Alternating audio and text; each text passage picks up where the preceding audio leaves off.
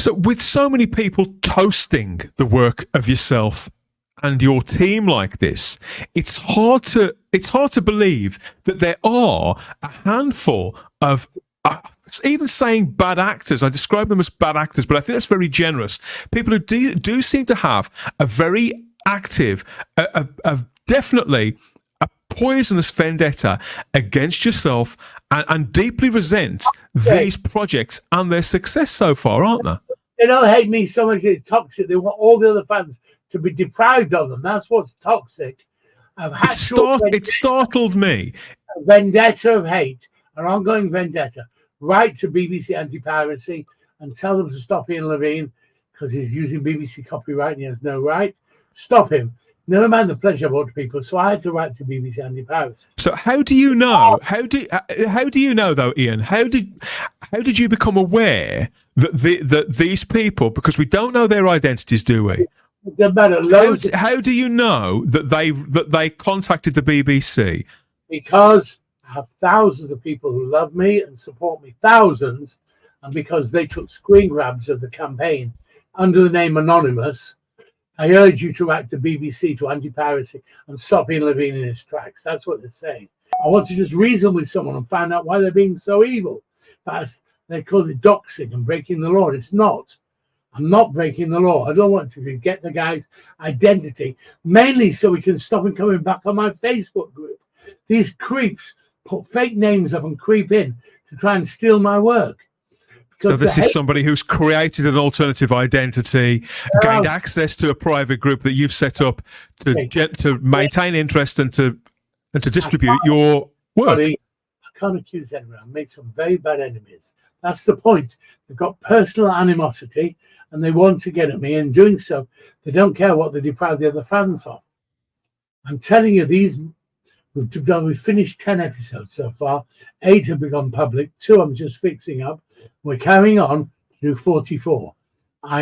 People are loving these because, okay, you see the odd fault, okay, there's the odd pictures repeated, but overall, they do look like the missing episodes. They walk and they talk, and they look like the real thing. The toxic ones who hate me say they look like ventriloquist dummies. I've never heard anything so stupid in my life. Why do so many thousands of people like them? When I said on my, listen, this is the truth. When I went on my forum to say that we had to stop showing them, purely, that's a nice picture, purely because people had leaked them and were out to harm them, so we had to remove them.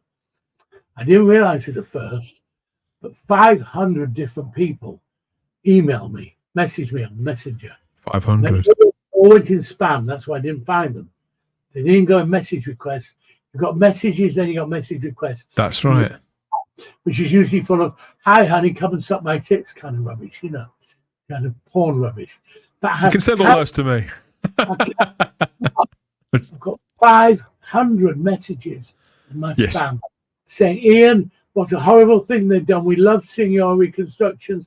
You brightened our lives. I've got a guy dying of stage 4 cancer saying it's all he's living for to see the rest of these recons. Made me cry seeing it. Another guy who's got bone marrow cancer saying the same thing, that all he wants to do is see them all while he's still here. And I'm saying to you, I've been ill, but all I want to see is see them all before I die. When I'm dead, they can fucking dance on my grave as long as I've got to make all these recons. But everybody's put hurdles in the way. The BBC are trying to put hurdles in the way. The BBC should thank me for the... So that was going to be my next question. Has there been any contact from the BBC since that anonymous person contacted them? Yes, I complained to them. And I showed them my open letter. And I told them that the vendetta was literally toxic. And they replied saying, we look at every complaint, but it has to be done in chronological order. We'll get around to it and notify you.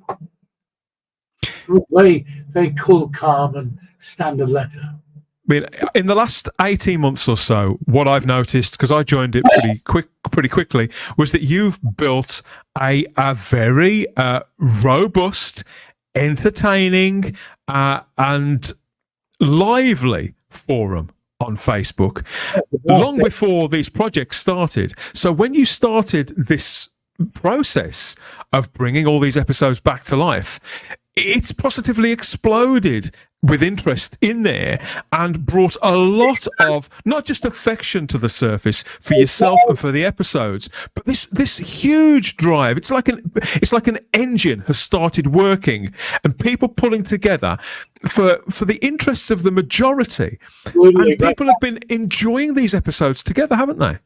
But for every 99 genuine fans who love it, there's one toxic parasite. Like, as I said, I'm not blaming it on the people. Like, it could be, what's his name, man? The guy that pretended to have 10 Planet 4, what's his name? Roger K. Barrett, that's right.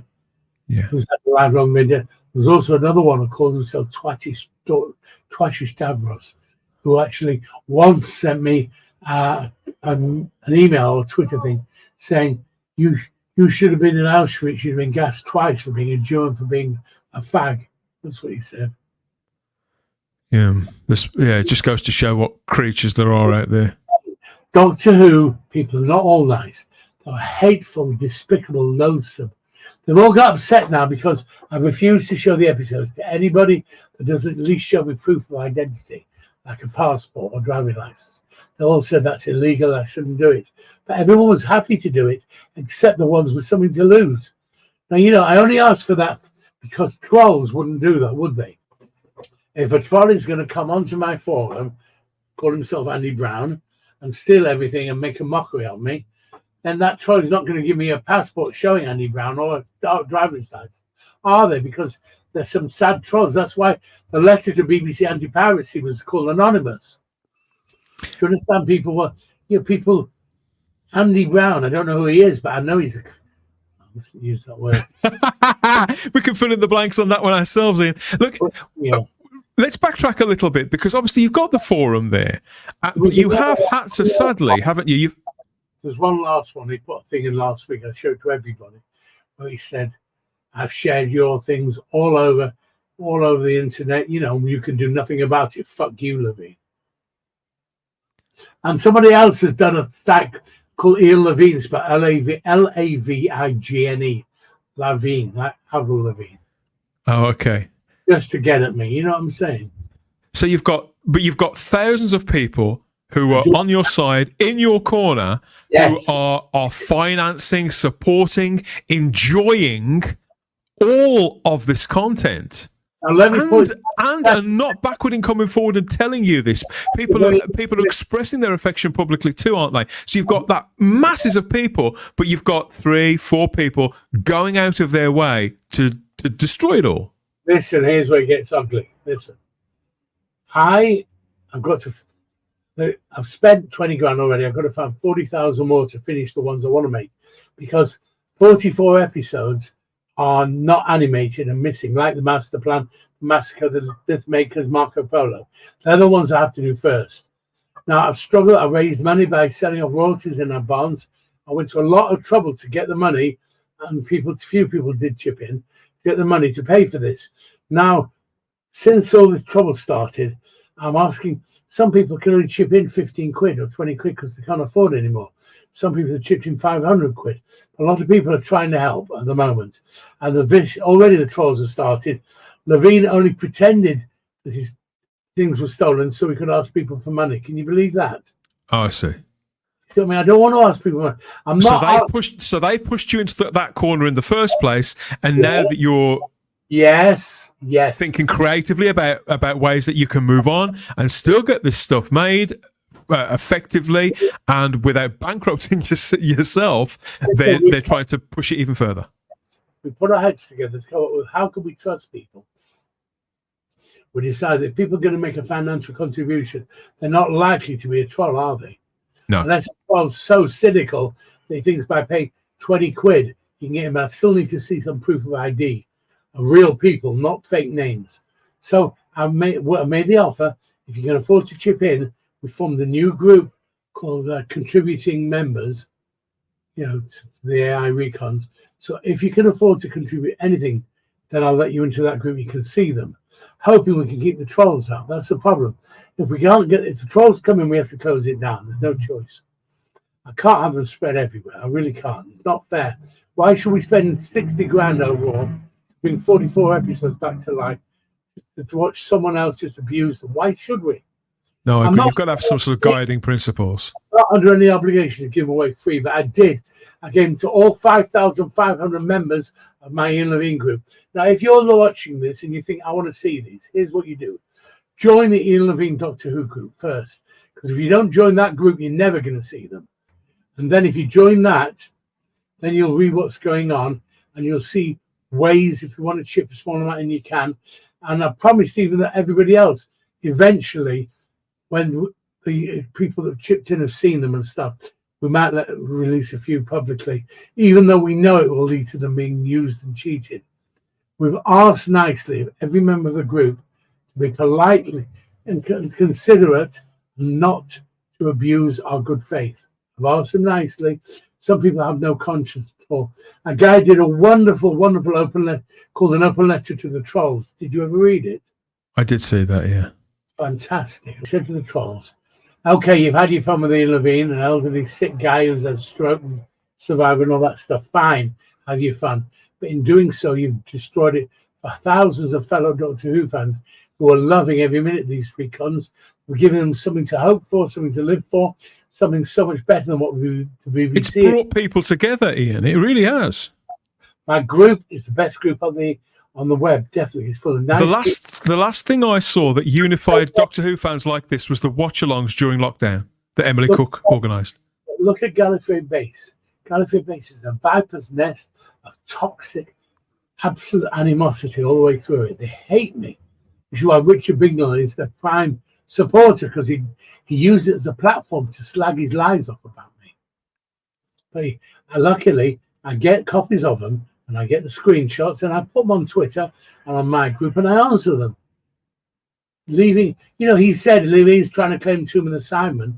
Well, no, Adam Lee, who got it back to the film library, said the people that sent it back to him remember my telex. And that's why when they found it, they thought, oh, remember the BBC asking for missing Doctor Who's, which is fantastic because my first cousin, Shirley Cooklin, is the star of it. She's my first cousin. I love her to bits. My grandma said when Truman Assignment was on, my grandma... See, to have something that you've said misrepresented on a forum that you're banned from, so you've got no right of reply. And no right of reply whatsoever. And worst thing, 5 or 6 of my friends have replied, and their replies have been deleted because their moderators are absolute biased, bigoted, one-sided scum, and they're deleting anyone that actually answers them in my defence. Everybody's been deleted. Look, please, if you're a decent Doctor Who fan, I beg of you, please just remove yourself from Gallifrey Base. It's not worth the trouble. Let them lose some members for being such heartless. They get a fraction. They get a fraction of the action that they used to get on Gallifrey Base anyway. Now it's like a ghost town.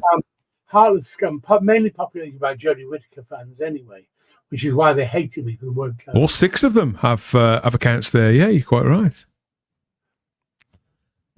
Stephen Hill runs Gallifrey Base. He used to be a nice guy. He was a decent man. What the fuck's happened to him?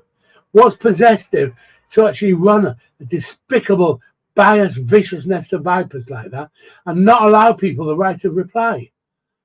It's like... Well, that's how you close down conversation, and that's the antipathy of what a forum is actually for.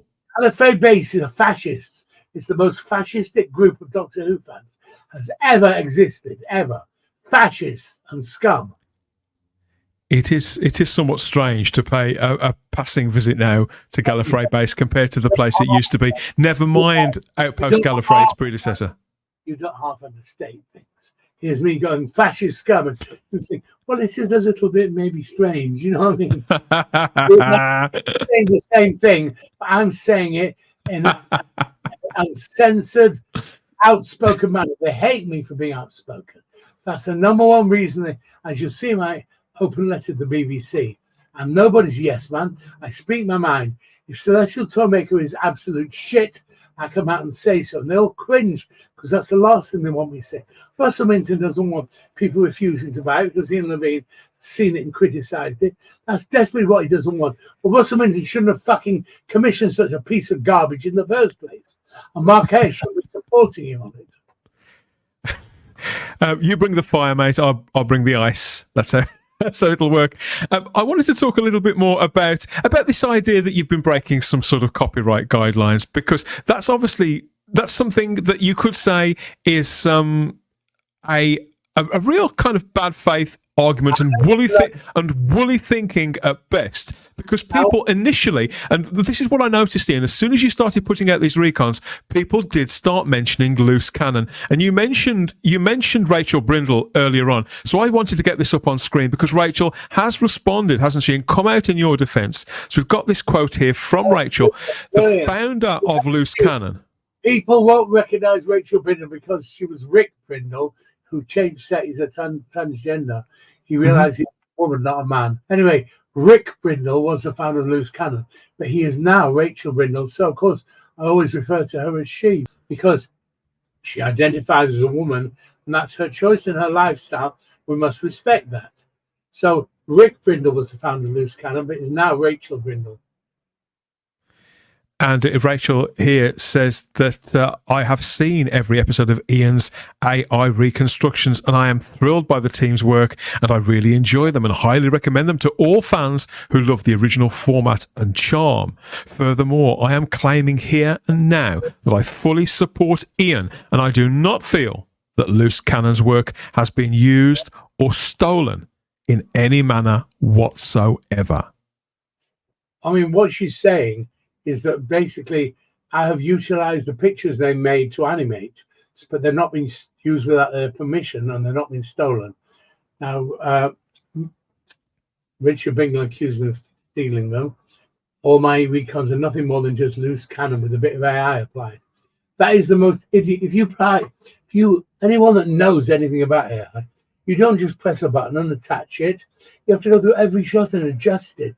And it doesn't work on itself. It works with a person operating it. How do you think I've used my notes from 1966 and 65 to make them so accurate? How do you think little things, like currently we're doing we've shown you a rough cut of Massacre Part 3. The red bits are the not finished bits yet. The most important thing is the last scene, the way the abbot was lying on the steps dead. And I vividly can see it as if it was yesterday. So I had to draw a sketch to show him the position the body was in. And that Stephen kneels on the cobbles, and imagine the legs are right halfway up the steps, the big stone steps to the front of the house, and his head's down in the gutter. Stephen has to kneel down in the gutter and look at his face. Say, "Oh, doctor, what have they done to you?" I mean, I believed in 1966 they killed the doctor, because there were so many red herrings throughout the story, where Presland sends the boy to show the doctor where the Abbot of Amboise lives. The doctor wants to do something about it. When Stephen beats him face to face as the abbot, he says, "Doctor," and the other guy comes in, he says, "Hush now," kind of thing. You won't, like, you really believe it's the doctor not wanting to say it. Then at the end, when you see him dead, I really believe they killed the doctor. It's only the next episode you realise they haven't. I was shaking at the end of Part 3 of the Massacre. I was shaking thinking they killed the doctor. How are they going to get around that? Then, of course, the doctor appears in the beginning of Part 4, and you realise they haven't killed him. The abbot was a genuine doppelganger. What an incredible story. It's not been seen in any shape or form. It's not been done. And you're bringing it back to life. Could you imagine the people that did Celestial Atomic Massacre? Oh, could you imagine? Going back to Rachel's comments. Could you imagine how bad they do it? The only way to see it is the way I've done it, and it's everybody that saw the thing, like Nigel Robinson, everybody says so. They're all behind me. I've never been so popular in my life, ever, till now. I've also never been so hated in my life. And they're going to hate me all the more after this podcast. You watch them. It seems to me, Ian, that you haven't taken something that you had no right to. This isn't any kind of piracy or theft. You haven't co-opted anybody else's work. But what you've done in the case of Rachel and everybody at Loose Cannon is it's as if you've picked up the baton and you've taken it on the next step. The BBC destroyed them. Pamela Nash destroyed them. All negatives, all traces of them, so they didn't exist in any form. neither audio nor video. Look at Out the Unknown, all those that are destroyed. There's no audio of them. They don't exist in any form. The fans like me tape them, and we're reconstructing them with pictures. Warris at BBC don't have the telesnaps for Marco Polo. They don't have them. Only Warris has got them. Warris has given me his private telesnaps to reconstruct Marco Polo. I'm showing him every shot as we do it. We're 11 minutes in already. It's more complicated than the rest. It's taking longer, but it's beautiful. Warris has sent me a message saying, Ian, you're a genius. I love you so much. You're bringing my work back to life. What more could I ask for that than the director of Marco Polo to give me not only his blessing, but to thank me for doing it? What more can you ask? Thank you, Warris. You're a wonderful man. And I'm glad before you die and I die that you can see Marco Polo again. That's what matters to me. Put my hand on my heart. That's what matters to me. Marco Polo is for many. That's right up there, isn't it? That's the one. The first 11 minutes are incredible. Ian and Barbara going down that mountain path in the snow. It just looks fantastic what he's done. Because he's meticulous and taking a lot of care, and he's having to put every telesnap, they're kind of blurry, they've got 4 or 5 lines on them. He's having to tweak and treat every telesnap to improve the picture quality. It's taking 10 times longer. Yeah. Well, there's no story in history of Doctor Who has got more photos than Marco Polo. Point is almost sport for choice, but he's doing it, and Susan, and it looks like the real film. Everyone that's seen the Marco Polo is in love with it. I'm so in love with it. Such an important story. You can't put season 1 box set out, Russell Minton, without Marco Polo. What are you going to do? Just go on a slideshow, are you? People are going to hate you for having a slideshow when they've seen what I've done and they know what is possible. That's the point. Because your hatred of me and you're snubbing your nose at me is stopping you being incredibly inventive and giving people what they want. Why is your hatred of me more important than giving the fans what they want to see? Other than keeping the trolls. I think he should reply to that. I think Russell Minton should reply to that. Again, Russell reply to it, say they're ghoulish and they're not good enough, and they're inferior, and it'll be 15 years till the technology catches up. Fucking bollocks. Everybody is seeing it now and enjoying it as it should be. It's not 15 years away till they get good. How good was that Massacre 3 apart from the unfinished scenes? Tell me. I thought it was fantastic. You see the council chamber, the Queen Mother, and her eyes glaring all over. I thought it was fantastic. The way she glares at the people talking. Is that not realistic? It's evocative and it tells the story. It completely seduces you into thinking you are watching those episodes in that 20-odd minutes. For a minute, they forget they're watching they think they're watching a real episode. I'm satisfied enough, having said so many times, I want to see them before I die, that this is fulfilling that notion.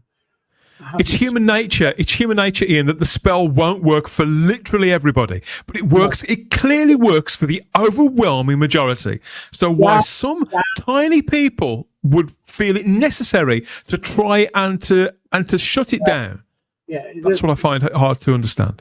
What Hitler did. That's what Mussolini did. That's what Putin does. That's what they're like. So over that, listen, I agree. Again, I want to see them before I die. I hope it's not true, but it's a weird feeling. Suppose in about 3 or 4 years, I've done them all as good as we can get them. I don't want to then die. I'd like to live on a bit longer. But if God forbid I do die then, and I manage to do them all before I die, I want you to champion and make a point. As much as the BBC turned their back on him, Ian Levine did bring them back to the fans before he died. I said I wanted it to 90, but I don't know if I can with my health. I hope I'd like to. There's a huge amount of Doctor Who fans that believe in you, believe in what you're doing, that respect you, that appreciate you, and want to amplify everything that you're saying. I think that what I'm doing is for the good of most of the fans, or fans of that period. So the odd one whose wishes I respect, Jan Minson says, I don't want to see them like this. I want to see them either recovered or not at all. I'd rather have my own memories. But I think that's a bit silly. It's up to them. I love Jan. I love him as a friend. But I think that's very silly because I think people want the chance to see them. People never saw the Massacre unless they're my age. You have to be 68, 69, 70 to have seen the Massacre. And I loved it so much. I've said for 50 odd years, well, 60 years, that is my second all-time favourite story, second only to the Dalek Master Plan. Haven't I always said that? Yeah. Don't you think these fans of Hartnell, who never got to learn, they're fans now, they realise how great those stories were? Do you think they deserve a chance to see the Massacre? They've said, okay, very good for loose cannon, but they couldn't get into it because a lot of still photos and talking heads. My Way brings it to life, giving me what I most want in my life, to see the missing Doctor Who's. No one can take that away from me. Yeah, I wanted to ask you a little bit about social media, though, Ian, before we head off. I understand that quite recently you were seriously considering stopping using Twitter/X altogether, partly because of the trolling that you've received. And you've recently tweeted or posted this out, and you said, "My life has taken a whole new and different turn. The pleasure I am deriving from working with AI to bring back to life all the missing Doctor Who episodes authentically and faithfully. They will never be perfect, but they certainly do approximate the real thing, only on my forum." So, you have still got off an account. There was the problem. There was the problem. So all the Levine haters made fake names like Andrew Brown and came onto the forum pretending to be members to steal the links. Just because I said I want it only on my forum, this woman called Jessica something on Twitter, they went out their way to post them because saying, fuck you, you can't have them on your forum. Oh, it was like a red rag to a bull. Oh yes. And that was the mistake, only on my forum. But I don't see why. I don't want to share the people that hate me, the cockroaches. Why would I want to share my beautiful work with them? Why would I want them to see the Massacre of the Dalek Master Plan? Why? What made you decide to remain on X, on Twitter, to keep your account open there? There was so much hate. I just went through all the hate and blocked everyone.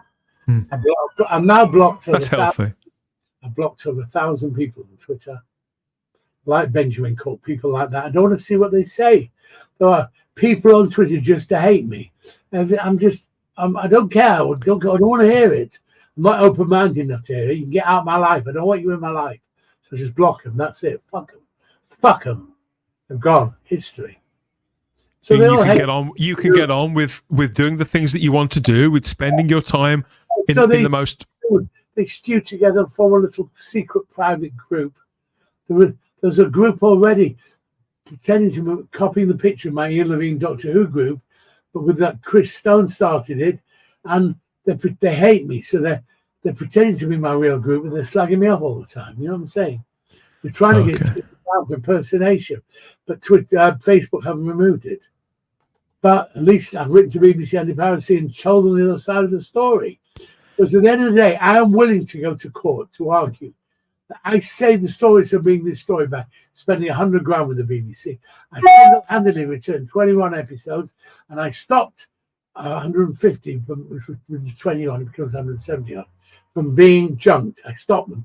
They won't be able to earn any money off them now if I hadn't done that. So as such, I believe they owe me a moral debt. And because they wiped the soundtracks, they wiped the film, they burnt the film prints, wiped the tapes, destroyed all trace.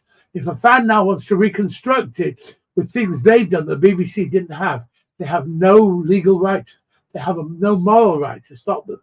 If they wanted to be complete bastards, they can say, okay, technically this is our copyright, even though the only copy we have was taken by a fan and given it to us. Just like the only copy that got the Time Medal or the War Machines is the copies that Ian Levine gave to them. Okay, you see what I'm saying now? Ian, you talk about court action. I mean, with all this defamation, I would go to court gladly, stand up in court and explain what I've done for the BBC and why they have no right to stop me from making these reconstructions just because they claim they're on the soundtrack. They're only on the soundtrack because of the generosity of the fans. So I'd love to fight someone like Marquez. I don't believe I'll be defeated. The problem is the money it will cost to defend it. Another of your supporters has been moved to create this on your behalf. I don't know if you've seen this. This is an account at change.org. Yes. Yeah, unfortunately, it's only got 98 signatures, you can see. Well, it's got a few more since you just screen grabbed it. But yes, they're asking the BBC to release my versions. Now, if there's any way I could get 2,000, not me, I didn't start it. Monty Roberts, whoever he had started it. I swear to God, on everything I own, I swear to God on my Doctor Who recons, I did not start this. I was not aware they were doing it. Once I saw it, though, I loved it. And I'm asking people, if you're watching this podcast now and you believe in what I'm doing, please sign this petition, because if we give it to the BBC with 2,000 signatures on it, they might take notice. They might have to. The name of the petition is Demand BBC to release Ian Levine's private Doctor Who animations and reconstructions. It's been set up on change.org by Monty Robertson. And Monty says, as a devoted fan of Ian Levine and his remarkable work on recovering Doctor Who, I am deeply moved to initiate this petition. His private animations and reconstructions, including Sharda, the Massacre, Mission to the Unknown, and Dalek's Master Plan, are labours of love that deserve official recognition. And it goes on at some length to explain how you've championed creativity and innovation. So when you read things like this, Ian, again, this must bolster you. Yeah, it does. I mean, I imagine this Monty Robertson hasn't even seen the Massacre or the Savages or the unfinished Marco Polo and Smugglers yet. Oh, we got a great clip of the space pilot. Did I show you that? That's fantastic. That looks like real footage. Monty continues with, let us bring these hidden gems to light by releasing them officially on DVD and Blu-ray. Listen, it's very important. I challenged Paul Hembury. I said, if you're so against them, let me have a private cinema and show them to the fans and see what they think. And he says, no way. Monty signs off with, please sign this petition if you believe in recognising Ian Levine's contributions by making his private animations and reconstructions available for all Doctor Who fans worldwide. The link to that will be in the video description and the show notes. They don't want to put them out. They don't want anyone else to see them either. That's the problem. That is the definition of fascism. The fact that the BBC might be fascist is something I dread to think. And that is the definition. To say we won't release them, we won't even look. Richard Bingle boasted on Twitter the BBC won't even look at them. He boasted that as a fact. They refuse to look at them. If they refuse to look at them and people love them, what right does it give them to bastardize them like Celestial Toymaker? What right does it give them? They're the keepers of the flame. They're the current holders of the heritage of Doctor Who. What right does it give them to ruin it for everybody when everybody could at least be given a choice to see mine? I offered them Mission to the Unknown animation, which cost me 10 grand. I offered it them free. I said, you can have it without paying a penny for it. You put it out. And they said no. My final point, my final question here, my final observation on this for the moment is that a lot of the to and fro of this, the conflab, the discourse, a lot of the flame war, as they call it, does seem to happen across social media. Rather than people sitting down and talking together, social media, I use it a lot. I'm not going to vilify social media. But on the other hand, there's a lot to be said for people sitting down together. Social media is very atomizing. It can reduce arguments and positions down to their very, very bare bones and can make people's words sometimes appear harsher than they actually are. I've no doubt that some of this is done out of malice. But you see what I'm saying? Maybe there is some leeway somewhere. Maybe there's some grey areas for people to work together and pull resources and affection and creativity. Do you think these trolls have come up with fake names? Do you think they would dare come up to me in my face and say what they say? Not in a million years. And they would dare to say it to me in my face. I'm ready to spit in Richard Bingle's face anyway. I'm so angry at his lies and his malice. So angry with him.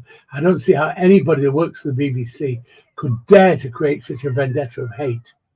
Man is despicable. He doesn't have an honourable bone in his body. There aren't enough words in the dictionary to express my animosity towards him. Yeah, say what you see. Say what you see. So, Ian, in the next couple of weeks, what's next on your list? What can you tease us about? Okay, lots of cheeses. Right, Volcano, part 8 of the Master Plan. I told my animator he's doing such a good job. Piece of steel was a nightmare, but he did it. I told him I don't want to see a frame of it till it's finished. I'm getting it about 8:30 tonight. And I'm going to go through it tomorrow with a pen and paper, write down the time on the video, every little fault is, give them to him, and he'll have them fixed in another day. So I'm hoping by about Tuesday or Wednesday, but by the master plan to show to everybody who's allowed to see episodes at the moment. We can't show it to all the fans because they'll just abuse me again. Yeah. I don't have the answer. Do you have an answer for me? How can I wanted to show it all the members of my group, but they've abused that. So how can I show it them now? Other than a secret group I've formed. As you know, anyone that's chipped in gets to go on the secret group, at least because, justify the fact they chipped into our payments. And you must understand, before any of the trolls dare to say I'm trying to scam people or make money, these things, I've already put £20,000 in myself, which I raised from selling off royalties. No amount of money the fans can chip in can come close to what we're spending. So don't dare say that of me. I'm not doing anything for money. All I want to do is to make them while I'm alive. That's all I want to do. Nothing else. So I ask you, if you care enough, then chip in. I mean, and remind people where they can find that on social media. It's just on Facebook, isn't it? Only on Facebook. The Ian Levine Doctor Who group on Facebook. Only that. So what you do is you find that. You can't see what's in it, but you can see the group exists. The Ian Levine Doctor Who group, it's a private group, asked to join. And I put a message in when you asked to join, something to show you're a true fan, not a troll. Anyway, once the fans are in there, there'll be ways as weeks go by to see them. I'll give people ways and opportunities. So you want people to get involved. You want people to be part of the community, don't you? Yes, very much. We're trying to look at ways to weed out the trolls. Not just me, but my wonderful team of Andy Fairclough and Henry Hart Carlson and Ash Stewart. They're my main helpers and supporters. Plus Matthew Vaughan's always my group expert, is always there to help. If you want to be negative and slag me off, that's not your place. Go and do it on Gallifrey Base with other trolls. Do not come on my group and do it. My group is not for slagging me off. My group is for people that honour and appreciate me and like classic Doctor Who. That's what it's for, to encourage them and to be welcome. Do not ruin it. Don't come on and think, oh, I can come on it. I can give him £5 and maybe he'll put me in his secret group and then I can blow it off for everybody. We'll soon find you out if you do that. You'll be banned. I've got to try. Andy and Henry and Ash have got to protect me from the trolls. I'm busy 24 hours a day now. How much time it takes. Do you think these clips get made without me scouring them with a fine-tooth comb, scouring them to find out what is wrong and what is perfect? I know you're throwing your heart and soul and as much time as you can afford onto this project. Some astronauts walking down out of this ramp. Suddenly at the end they kind of step backwards. Well, they can't. That's because they were trying to loop the video. I know why they did it. It looks stupid, so you've got to take it out. All the time, nothing has existed of these 8 episodes people have seen so far. Not one that haven't been thoroughly hands-on. Absolutely. It's my number one favourite subject. And I'm completely hands-on to make sure they're correct to what I saw in 1966. I'm not having them take liberties. Nothing. When we animated Mission of the Unknown, the animator, David Bush, who did all those BBC Dad's Armies, he was also the animator on the Massacre. He did the Massacre, his name's on it. He did Mission of the Unknown because we paid him. And he took it upon himself to make the aliens look slightly more alien than they did in real life. Give them pointed teeth and more alien-looking eyes and stuff. And he almost said, no, make them look real. I thought, no, what harm does it do? Because they still look basically like what we saw. He's just enhanced it a little bit. It was beautifully judged. But in doing that, Richard Bignell's gone on and on and on. Ian Levine points out how everything should be accurate. He's a bloody hypocrite because he changed those aliens and Mission of the Unknown. Well, no, I didn't. The animator David Bush did, who was a BBC animator, and he changed them, and I didn't object. I thought I could live with them. Wouldn't have changed them personally. I didn't see any fault in it. I didn't see it harming the thing, but I did not become a hypocrite and put them in trying to change them like he's accusing me of. He's obsessed. He's like a stalker. Richard Bignell is my personal stalker. He goes through life looking for ways to harm me, criticize me. Any of their employees behave in such a reprehensible, absolutely abominable manner should not be working at the BBC. He pulls the BBC into disrepute. I have to say, I don't understand why you can't just be left to get on with doing the things that you want to do in the way that you want to do them. Whatever Paul Vanessa's currently thinks of me, he's not said one word publicly about me. Not one word. Only Richard Bingle's done that. Marquez made the foolish idiocy of going on Twitter and saying, kindly cease and desist from using BBC copyrights that you don't own. Little tar at the end.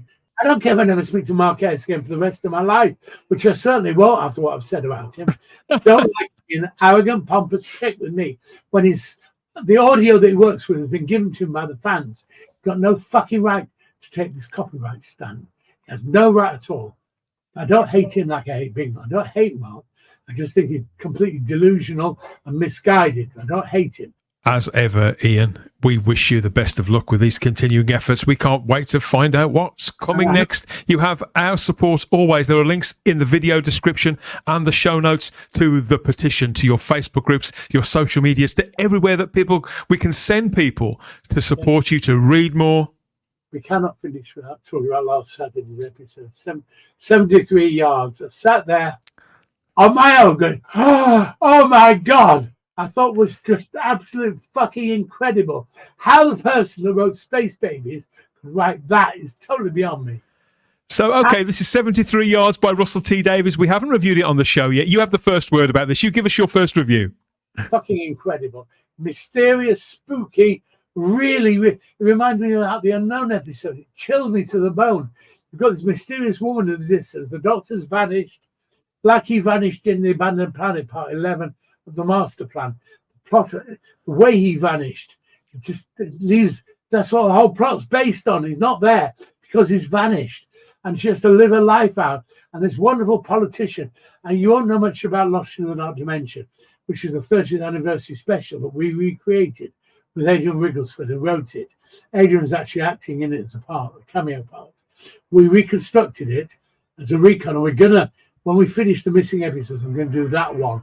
Because it's great. Anyway, the leader in ours was Peter Miles, who played Nida in Genesis of the Daleks. You know Peter Miles. Yeah. Yeah, I've met Peter a few times. Lawrence in the Silurians. Great. And Professor Invasion of the Dinosaurs. He's the star of it, Professor Hawksbill. Anyway, he becomes a politician, the Prime Minister. The story is incredibly like what you saw with Ian Barnard on Saturday. The same kind of thing was in Lost from the Dark Dimension, which was pulled from being recorded 6 weeks before the studio. Tom Baker and Graham Harper have been paid.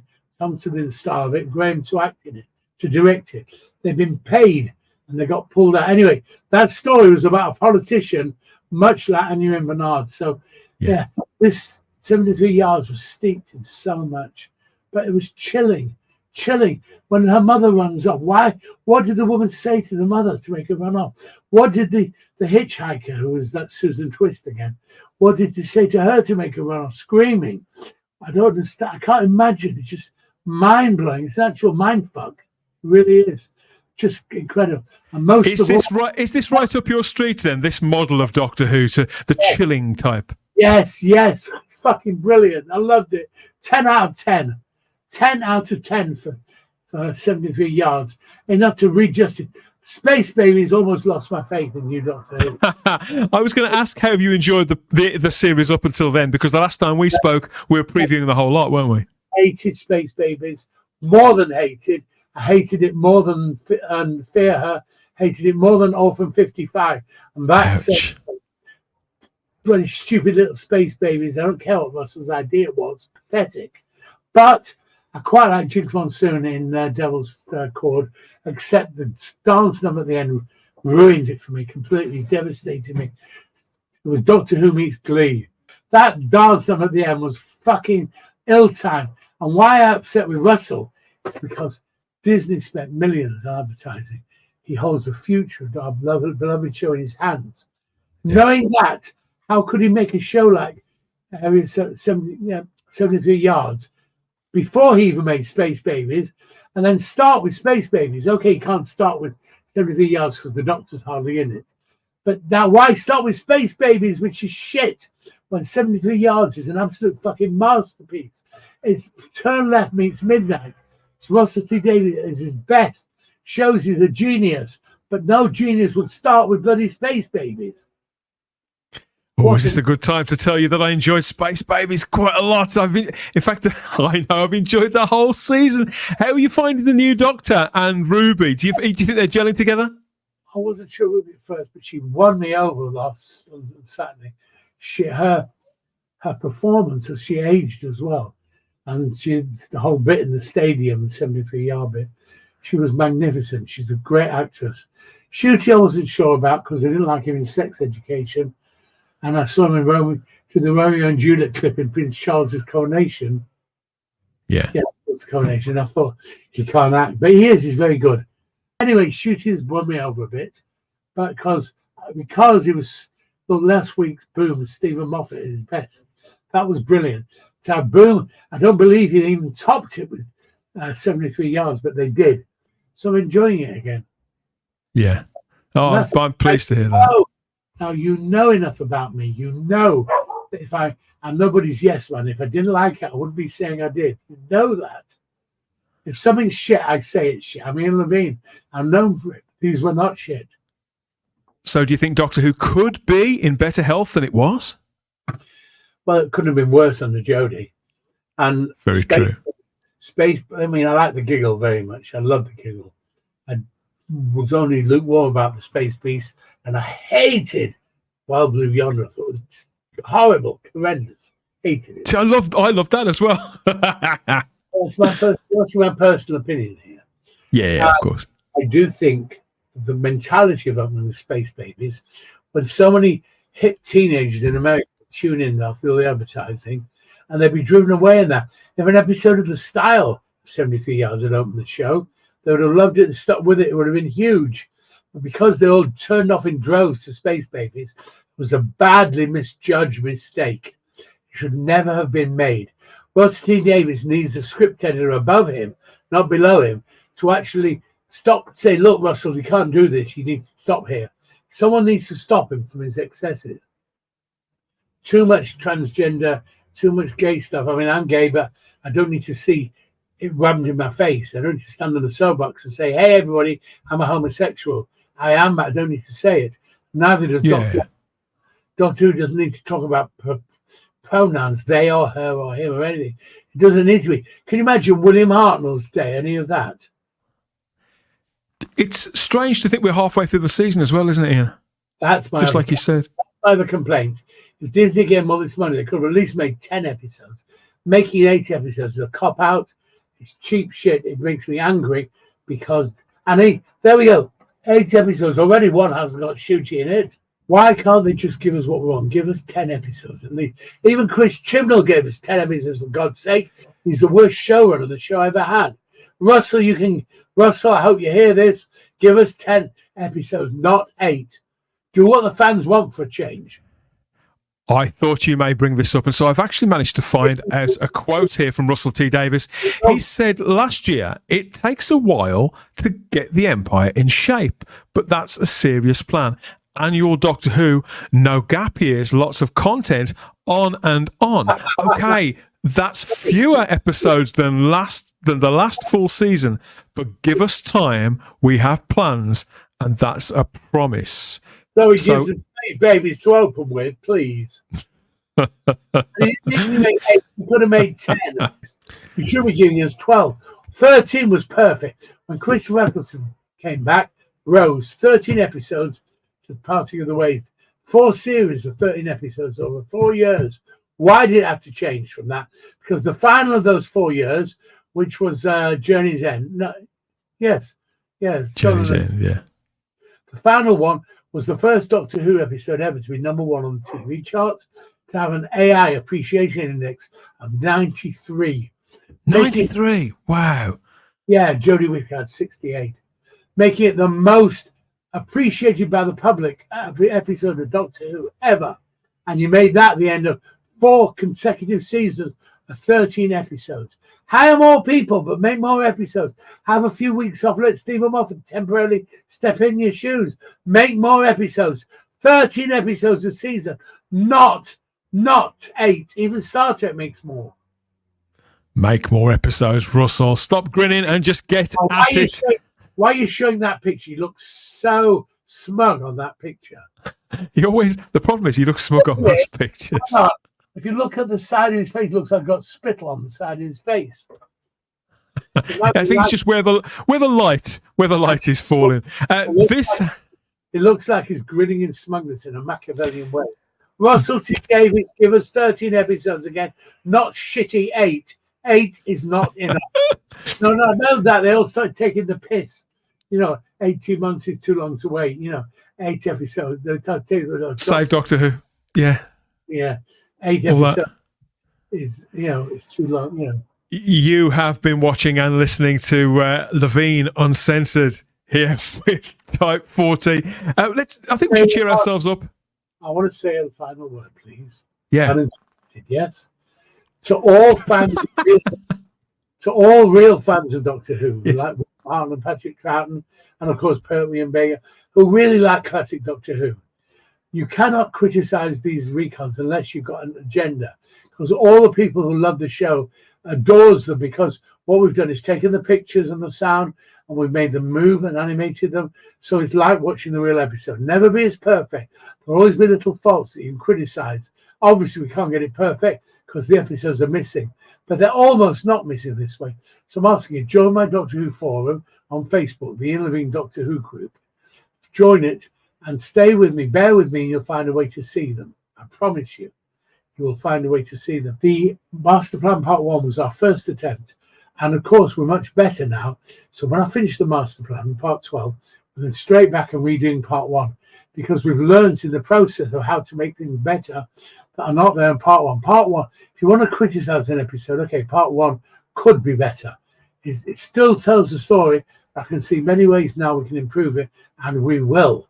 So that by the time you've got all 13 episodes, Mission of the Unknown and Master Plan to watch, then you'll be able to watch them on the best quality. We love them. And I'm giving you the world scoop here. Dan, I'm going to give them a world exclusive. Wow, okay. Yet. I've decided to remake Mission of the Unknown. We're going to make it again with the original actors and their pictures, like we do with the Dalek Master Plan, and not like we did on my animation, which of course is the cartoon. But the one that the East Lancashire University did, of course, doesn't look like the right characters. But we synced it with the speech from the original episode. It's quite good. So I figured by using the AI in the same way as just did the Massacre, we can do Mission of the Unknown, and it'll look as near as damn it like what was transmitted. So we're doing Mission of the Unknown properly as an AI as well as the Master Plan. Exclusive news there from Ian Levine. I haven't told that to anyone until today. You heard it here first, everybody. Thanks again for your company. Ian Uncensored, Unleashed, just like Doctor Who. It's been fun. As far as I'm concerned, the velvet gloves are off. I'm hitting with a fist because they've attacked me. So your podcast here is the only possible forum that allows me to speak my mind and answer it treacherous allegations. So because of this, I'm a freedom fighter. Keep swinging, keep talking, and keep coming back to us as well, Ian. We're more than happy to hear what you've got to say and follow your projects every step of the way. And obviously, if you've got any comments about any of these projects of Ian's, past, present, or indeed future, I'm sure we'll be more than happy to answer some of those comments as well. But that's been it for this one. That was Ian Levine Uncensored. We'll see you in the comments. Bye-bye.